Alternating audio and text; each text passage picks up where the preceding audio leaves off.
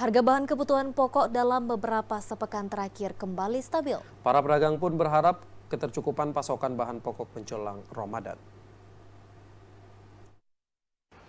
Sejumlah bahan pokok di pasar tradisional mengalami penurunan. Penurunan terjadi di sebagian besar bahan pokok yang menjadi prioritas dalam kebutuhan sehari-hari, yakni pada telur mengalami penurunan Rp3.000 dengan harga sebelumnya Rp48.000, kini menjadi Rp45.000 per papannya.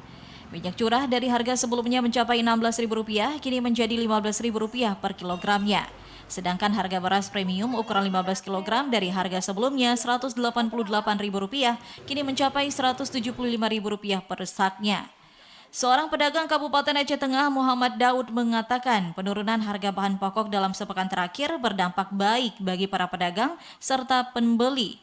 Kestabilan harga membuat peningkatan daya beli masyarakat lebih meningkat dari hari biasanya. Harapan juga lebih bagus lah kalau penurunkan, lebih enak masyarakatnya, mudah, tidak terlalu mahal.